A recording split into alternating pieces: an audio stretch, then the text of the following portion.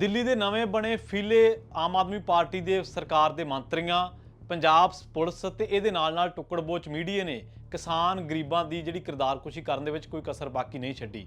ਪਰ ਹੁਣ ਸ਼ਾਇਦ ਸਮਾਂ ਜਿਹੜਾ ਉਹਨੇ ਵੀ ਆਪਣੀ ਚਾਲ ਦਿਖਾ ਦਿੱਤੀ ਹੈ। ਸਮਾਂ ਉਲਟੇ ਵਹਿਣ ਹੋ ਚੱਲਿਆ। ਪਰ ਕੱਲ ਆਪਾਂ ਖਬਰਾਂ ਸਾਂਝੀਆਂ ਕੀਤੀਆਂ ਸੀਗੀਆਂ ਕਿ ਪੰਜਾਬ ਪੁਲਿਸ ਨੇ ਉੱਥੇ ਸਿਲੰਡਰ ਨਹੀਂ ਛੱਡੇ, LCDਆਂ ਨਹੀਂ ਛੱਡੀਆਂ ਤੇ ਹੋਰ ਜਿਹੜਾ ਸਾਜੋ ਸਮਾਨ ਸੀਗਾ ਕਿਸਾਨਾਂ ਦਾ ਰੋਜ਼ਮਰਾ ਦੀ ਜ਼ਿੰਦਗੀ ਦੇ ਵਿੱਚ ਵਰਤਣ ਵਾਲਾ। ਪਰ ਇਹ ਡਕੈਤ, ਇਹ ਲੁੱਟਮਾਰ ਇੱਥੇ ਨਹੀਂ ਰੁਕੀ। ਤਾਜ਼ਾ ਮਾਮਲਾ ਗੁਰਲਾਲ ਘਨੌਰ ਜਿਹੜਾ ਕਿ ਆਮ ਆਦਮੀ ਪਾਰਟੀ ਦਾ MLA ਹੈ, ਉਹਦੇ ਘਰੋਂ ਟਰਾਲੀਆਂ ਬਰਾਮਦ ਕੀਤੀਆਂ ਗਈਆਂ ਨੇ। ਤੇ ਹੁਣ ਸੋਸ਼ਲ ਮੀਡੀਆ ਤੇ ਲੋਕਾਂ ਦੇ ਮਨਾਂ ਦੇ ਵਿੱਚ ਸਵਾਲ ਹੈ ਕਿ ਜਿਹੜੇ ਮਨਦੀਪ ਸਿੱਧੂ DIG ਪਟਿਆਲਾ ਰੇਂਜ ਦੇ ਨੇ ਤੇ ਜਾਂ ਨਾਨਕ ਸਿੰਘ ਉੱਥੇ ਮੱਤਾਂ ਦੇ ਰਹੇ ਸੀ, ਲਾਅ ਐਂਡ ਆਰਡਰ ਦੀ ਗੱਲ ਕਰ ਰਹੇ ਸੀ, ਕਿ ਹੁਣ ਲਾਅ ਐਂਡ ਆਰਡਰ ਇੱਥੇ ਲਾਗੂ ਕਰਨਗੇ? ਉਹ ਇਹਦੇ ਟਰਾਲੀਆਂ ਜਿਹੜੀਆਂ ਨੇ ਉਹ ਬਰਾਮਦ ਕਰਵਾ ਕੇ ਕਿਸਾਨਾਂ ਨੂੰ ਵਾਪਸ ਮੋੜਨਗੇ, ਜਾਂ ਇਸ ਗੱਲ ਦਾ ਜਵਾਬ ਦੇ ਦੇਣਗੇ ਕਿ ਇਹ ਟਰਾਲੀਆਂ ਤੇ ਟਰੈਕਟਰ ਪਹੁੰਚੇ ਕਿਵੇਂ?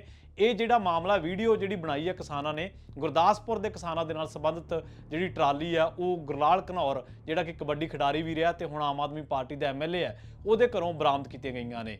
ਗਰੀਬ ਮਾਤੜ ਕਿਸਾਨਾਂ ਦੀ ਲੁੱਟ ਮਾਰ ਨਾ ਸਿਰਫ ਪੰਜਾਬ ਪੁਲਿਸ ਨੇ ਕੀਤੀ, ਸਗੋਂ ਇਸ ਲੁੱਟ ਦੇ ਵਿੱਚ ਆਮ ਆਦਮੀ ਪਾਰਟੀ ਦੇ ਵਿਧਾਇਕ ਵੀ ਬਰਾਬਰ ਦੇ ਸ਼ਰੀਕ ਨੇ।